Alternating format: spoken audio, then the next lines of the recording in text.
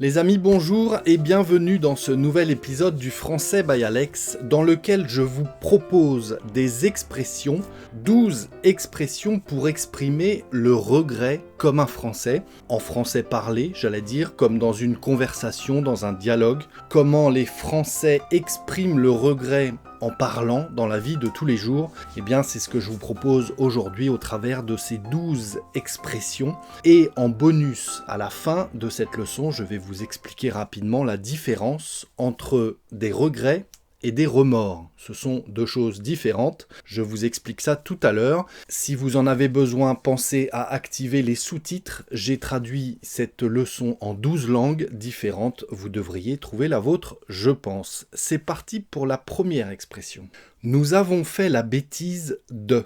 Faire la bêtise de quelque chose. C'est souvent suivi d'un verbe à l'infinitif. Rien à voir avec faire des bêtises, comme un enfant par exemple. Là, c'est littéralement faire la bêtise d'avoir blabla, par exemple. Mais dis-moi, pourquoi êtes-vous arrivé si tard samedi à la soirée ? Pouah, m'en parle pas, on a fait la bêtise de prendre la route principale, l'avenue, en plein centre-ville, en pleine heure de pointe, c'était la catastrophe. On est resté coincé dans les embouteillages pendant plus d'une heure. On a fait la bêtise de prendre l'avenue en centre-ville, on est resté coincé dans les embouteillages. Faire la bêtise de plus un verbe à l'infinitif, ça montre qu'on regrette quelque chose qu'on a fait dans le passé, même si c'était hier, même si c'était ce matin, mais c'est pour exprimer le regret.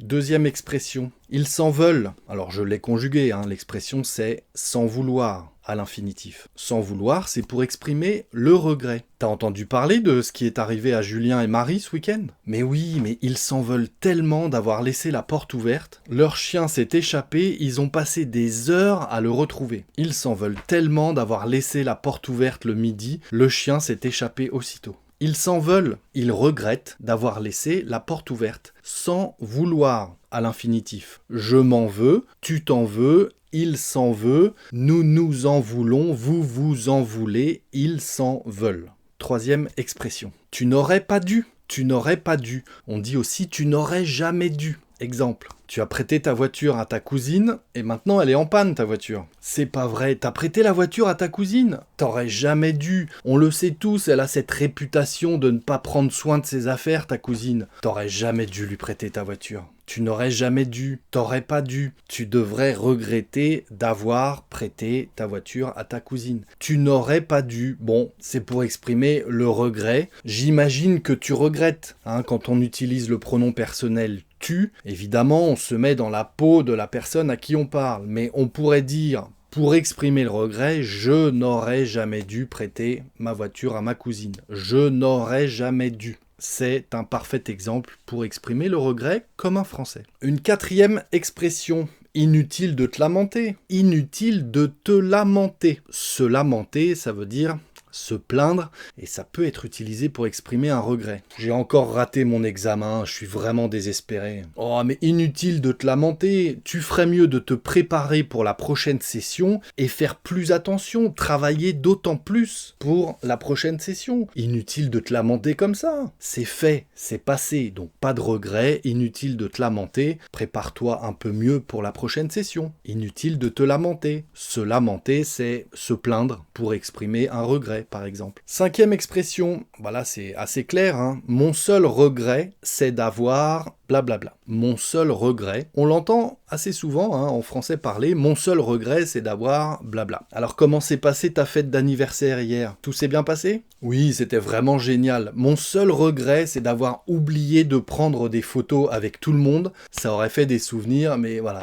j'y ai pas pensé. C'est vraiment mon seul regret d'avoir oublié de prendre des photos avec tout le monde. Mon seul regret, c'est d'avoir oublié de prendre des photos avec tout le monde. Mon seul regret, littéralement, ça veut dire que je ne regrette rien, sauf que j'ai oublié de prendre des photos avec tout le monde. Mon seul regret, c'est d'avoir, verbe à l'infinitif, et vous construisez votre phrase. Une sixième expression au conditionnel, je sais que vous adorez ce temps à conjuguer. Il aurait fallu, le verbe falloir, le participe passé du verbe falloir. Il aurait fallu. Mais pourquoi avez-vous eu des problèmes pendant le pique-nique hier ? Parce qu'il a commencé à pleuvoir à torrent et nous n'avions rien pour nous abriter. Il aurait fallu vérifier la météo avant de partir. Bah oui, il aurait fallu vérifier sur le téléphone au moins la météo avant de partir. Il a plu à torrent hier. Il aurait fallu vérifier la météo avant de partir. Je regrette de ne pas avoir vérifié la météo avant de partir. Il aurait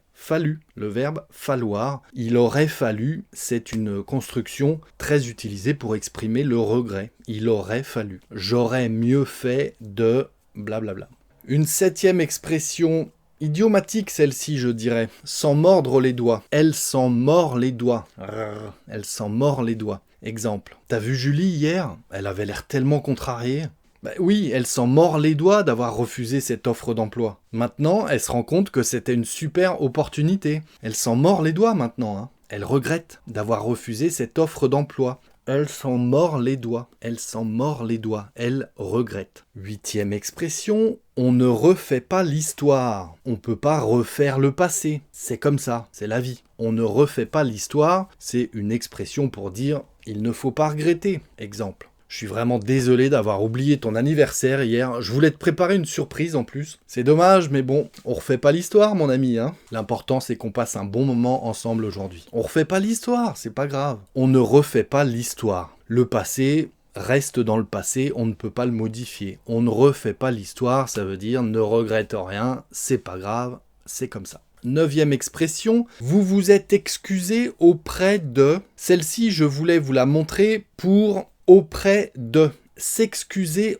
auprès de quelqu'un, évidemment, ça veut dire qu'on regrette. Hein, quand on s'excuse, bon bah ça vous le savez, je pense, c'est quand on regrette d'avoir dit ou d'avoir fait quelque chose, mais c'est surtout le auprès de qui est intéressant. Vous vous êtes excusé auprès de blabla, un tel, comme on dit. Évidemment, cette expression, vous la conjuguez avec la personne, le pronom personnel que vous voulez. Là, j'ai utilisé le vous pour complexifier un petit peu les choses. Et voici un exemple. Est-ce que tu as parlé à Marie après ce malentendu ou pas ? Oui, je me suis excusé auprès d'elle dès que j'ai réalisé ce qui s'était passé. Si, je me suis excusé auprès d'elle. Je lui ai dit que je regrettais. Je me suis excusé auprès d'elle pour lui montrer, pour lui dire que je regrettais. Littéralement, je me suis excusé auprès d'elle. S'excuser auprès de quelqu'un, ça veut dire qu'on regrette quelque chose. La 10e expression, il ne me serait jamais venu à l'idée de blabla.